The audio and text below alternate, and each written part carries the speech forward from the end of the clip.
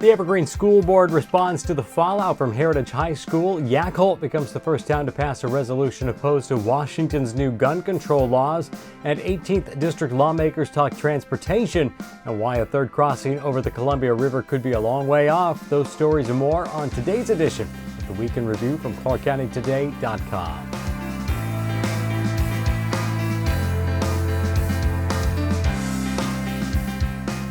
Hey everyone, Chris Brown here. Happy Friday to you. We start this week picking up a story from a few weeks ago. Now this week, the Evergreen School Board had their first chance to sound off publicly about a Heritage High School student's controversial comments. A school where the administration closes their eyes to everything that happens in this school. Their school, the sexual assault, the bullying, the depression, outcasts, and they do nothing to fix it. They just cast it aside like it's nothing. Or if they do take notice, they take the side of the accused and not the victim. And I feel sorry for Those words at a pre-graduation event at Heritage High School sparked outrage, first by administrators who called Charles Chandler's words inaccurate and inflammatory, then by the community after Chandler chose the punishment of not walking at graduation as opposed to apologizing for his comments. Before graduation, students walked out at Heritage and other schools in support of Charles. I would 100% do this again. Because, like I said, this is a problem and there needs to be light brought to it. Now, the district says the incident that prompted Chandler's off-script speech has been investigated, but privacy laws prevent them from giving details. School Board Vice President Victoria Bradford went so far as to call the allegations slanderous. I'm going to speak for myself personally that I think I cannot support anything that slanders or misrepresents a situation, and I'm going to support the staff when they've been slandered. I just am not going to, so I don't know how else to put it, because I just don't want to say too much about a particular student, but that's what I'm going to say. Board member Rob Perkins said the fallout from Chandler's comments brought a flood of calls and emails from concerned parents, and he understands why they sometimes feel that the district isn't taking appropriate action to address student complaints. A lot of the impression that nothing is being done comes in part from students who enter the process and decide not to continue it, but also from students who don't, who carry the assumption that leaders are a force of nature. They're instead of people and can't be approached, or that they don't know how to approach them because they're behind a desk in an appointment or something and don't know how to do that. I spoke at length with a parent about it, a couple of parents, a grandparent, and we talked to a high school counselor just to get their perspective, and there's no doubt in my mind that this kind of thing is probably one of the most difficult social problems that an institution could attempt to address by policy. Fundamentally, I think we have to care about each other. We have to foster a culture of caring in all the schools in the hopes that more kids will come forward and talk about things that are bothering them. The board cautioned that rumors online often don't reflect the reality of what administrators are doing, but admitted that more can be done to allow students to have a voice and better address community concerns over student safety. We're not sitting in our homes and not knowing some of the stuff that's going on in our schools. We have children in the schools, our own children have been victims of things that we have also personally had to deal with. I just don't want anybody to think that we don't know, because we do. And we have our own children. We have had children that have gone through, and very recently. So this hits home very close to all of us, and we take it very seriously. Board members say they would like to have more conversation about clarifying student safety policies and increasing the ability of students to have a voice in those matters.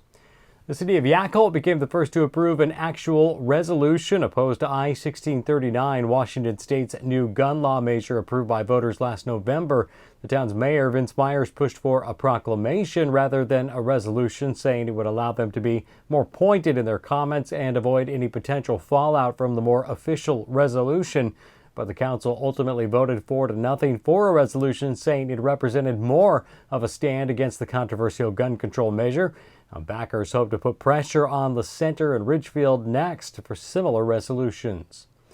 In this week's editorial, ClarkCountyToday.com editor Ken Van shared his thoughts on comments made by Representatives Brandon Vick and Larry Hoff of the 18th District during a sit-down interview with Clark County Today. Speaking on the education funding crisis in Washington State, Vance pressed Vick over whether too much of the McCleary funds allocated by the legislature were devoted to teachers' salaries. Vick's answer confirmed what Vance wrote in an editorial last September. I think in the way it was allocated, the answer has to be yes. In the original McCleary fix, 2242, we had a cap on raises of 3.1% per year. And at the end of that first year, that extra $1 billion that we kept talking about, or you kept hearing about, was going to kick in. But that inflationary number, 3.1%, had to stay into place. Now, you could argue that wasn't enough. You could argue it was too much. That's not the argument. The argument was we had it planned out, so it was going to work. When the following year came and the next Senate bill passed, I don't remember the number, that cap went away and that $1 billion came in a year earlier. And so you took a system that was planned to increase by steps and did it all at once. It's kind of like the budget. What happens when the voters don't pass a levy? What happens when the next recession? What happens when property values go down? What happens when there's a hole in that budget? And that's what we're going to wind up struggling with. On local transportation issues, Vick explained his support for a new interstate bridge ahead of a third crossing over the Columbia River. For me, I'm very invested in the I-5 project for a couple of reasons. First, by being at the table, I've had assurances, and we'll hope they stick, that we will get a plan together for a third and possibly a fourth crossing down the road. Again, those are long-term projections, right? They're going to cost a lot of money, but those are things we need to get on the table. But more importantly, should an I-5 project go forward, and again, I believe it will, I don't know when, I want to make sure that our values are represented in that. The last time the I-5 project fell apart, it was, of course, the CRC, and look, there were a lot of problems, right? I mean, there were outrageous tolls, there was the potential for the light rail system, I mean, there was this, that, and the other thing, and I don't think the constituents were well represented in that discussion. And it fell apart because of that, I believe. So the reason I've been so involved and I guess an advocate at this point now is because I think we can do it right. I think we can do it in a more economically responsible manner. I think we could do it for much cheaper than we had the CRC online for. And I think all the views will get represented to a greater extent by having us at the table in this. Would it be great to have a third bridge first? 100%. I mean, if I could do it, I would. But I just don't see where the stars line up to get that done right now. Not only do we have that 50, 25, and 1 rule in Olympia, we got that other state with super majorities that don't go in our favor. This is, this for me was something that you really had to step back and say, okay, here's what I would do. What can I do? And that's where I am. Make sure and view the full version of our interview with the Republican legislators, during which we also talk about the recent tax increases approved by the Washington State Legislature during the 2019 session and their frustrations over dealing with the Democratic majority in Olympia. The fight against the opioid epidemic is taking a hopeful new turn, and Peace Health Southwest is leading the way. The hospital recently secured a $426,000 grant from the Washington State Healthcare Authority as part of their effort to change the way opioid dependency is treated. That includes a greater awareness of patients exhibiting signs of opioid dependency and then working with them to get started with treatment before they leave the hospital. The program is one of the first in the region and already seeing positive results. Deaths due to opioid overdoses have risen sharply in recent years, including 742 in Washington State alone in 2017. Well, usually this would be where Paul Valencia joins us with his weekly sports report. Paul is still joining us, but taking a little different approach this week. Most of you know me as a sports reporter, but I love that Clark County Today gives me the flexibility to find other stories too. This week, we brought you a special one from the Camas School District. I was at the high school recently, working on a story on a graduate who was planning on going to the Air Force Academy. That's when I noticed Superintendent Jeff Snell. He looked busy, so I asked him what he was doing. Turns out he was in the middle of coordinating exit interviews with Camas seniors.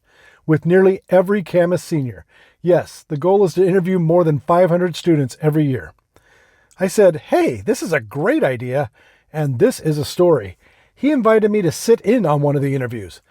I can assure you the students gave their opinions, their honest opinions.